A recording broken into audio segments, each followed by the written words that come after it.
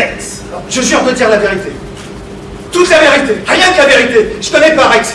Je sais pas qui est Rex. Et Rex, ça peut être n'importe qui. Enfin, je veux pas dire n'importe quoi. Je suis prêt à être Jean, ou Moulin, ou Joseph, ou Mercier, ou Jean Moulin, ou Joseph Mercier, ou même Romanin, mais pas Rex, pas Max. Je signerai tout ce que vous voudrez que je signe. Mais je signerai jamais que je suis Rex ou Max. Je suis pas Max. Je suis pas Rex. 17 juin 1940. Préfet Jean Moulin pour vous servir. À qui ai-je l'honneur? Le chef d'état-major n'était pas sûr que tu répondrais. Je suis de nature matinale, monsieur le commandant. Par les temps qui courent et en un jour aussi déterminant, il vaut mieux réveiller le réveil. Tu aurais pu au moins sauver les affectés spéciaux si tu avais obtempéré. Libérer les affectés spéciaux aurait poussé les derniers civils à prendre la fuite. Monsieur le chef d'état-major, monsieur le chef d'état-major, monsieur. La communication radio n'est plus possible. Hier soir, un ecclésier est déjà plus là. Impossible de prendre les nouvelles. Monsieur le préfet, merci d'être venu. Merci à vous tous d'être restés à Chartres, malgré les heures sombres qui nous attendent. D'un côté, t'informe que ces messieurs ne sont plus là pour longtemps. Comment donc?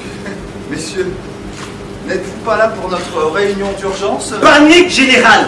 Parce qu'il paraît que Paris est pris. Il paraît qu'ils ont pris Paris. Il te prie de comprendre que Paris est pris à partie.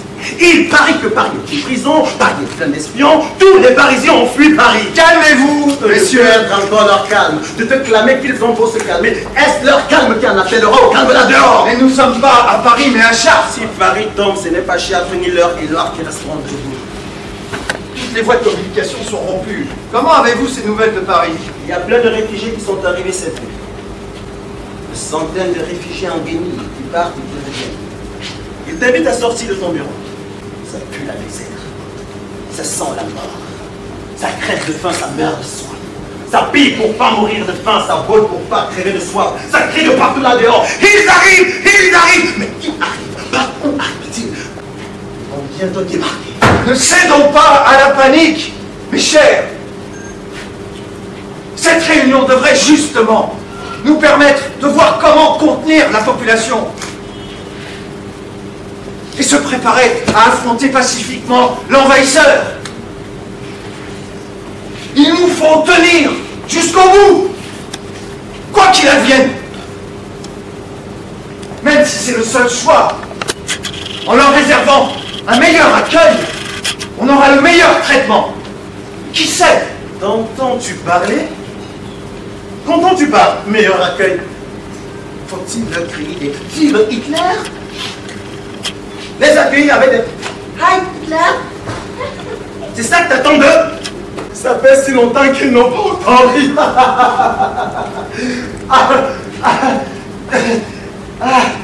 Ça fait du bien de rire. Comme ça fait du bien. Un petit rire en temps de pleurs. Il faut vite se tirer ici. Ça vaut mieux pour tous. Parole d'un vétéran de guerre. Un vétéran de guerre en plus? Vous êtes bien placé pour savoir ce qu'un refus d'obtempérer peut vous coûter après la guerre. Ne lui en parle pas. Il en sait quelque chose, lui. Il n'est pas un vétéran de guerre. Il est aussi un mutilé de guerre. Il ferait mieux de trouver une place dans la camionnette. Vous partez aussi, monseigneur? Dieu n'est pas que le Dieu des morts, mais aussi et surtout le Dieu des vivants. Vous m'annoncez, là, que quelques soldats africains, partis de leur Afrique profonde, arrivent et se battent avec bravoure pour la France. Mais vous voulez vous défier? Oh non, oh non, oh non, c'est nous les Africains qui arrivons de loin, venant de nos pays pour sauver la patrie. Un 6e régiment, c'est le nom de notre régiment. Ça ne veut pas dire que nous sommes 26 ans. Ajuste bien ton gris-gris autour des reins. Accroche à ton cou ta croix avec le chapelet. Certains de tes camarades, eux, serrent fort le chapelet de Mahomet. Les soldats blancs, eux, font bisous. sur la photo de leur mère, ou de leur femme, ou de leur fils, ou de leur fille. Toi, tu n'as pas de photo. Tu n'as pas sa photo. Tu achèteras un appareil photo après la guerre, avec ta prime de guerre.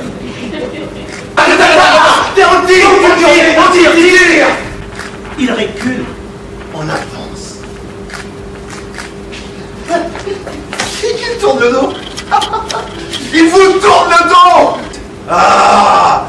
Ils fuient ces lâches comme des zèbres, des lièvres, des girafes et tous les animaux fiards. Vous êtes enragés comme des panthères, des chats tigres, des buffles, des lions et tous les animaux poursuiveurs d'animaux fuyards. Mais pour gagner cette guerre, il faut cesser d'être des lions et devenir des aigles. Nous, on sait nager et courir, mais on ne sait pas voler comme des aigles. Les renforts viennent d'en haut. Ceux d'en haut deviennent fous. Ils vous bombardent en bas depuis le haut de leurs avions qui volent de plus en plus bas. Un avion bombarde le pont derrière vous, le pont se coupe en deux. Plus moyen de faire demi-tour. On ne peut plus faire marche arrière. Alors on fait course avant. On croyait qu'en se mélangeant avec les gens de la ville, ceux d'en haut allaient se calmer. Au lieu de se calmer, ils deviennent fous de folie.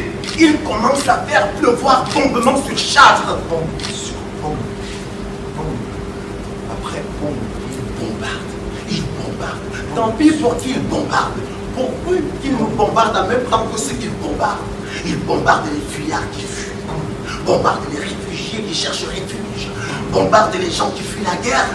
Alors, le règlement intérieur de la guerre interdit de tirer sur les gens qui fuient la guerre.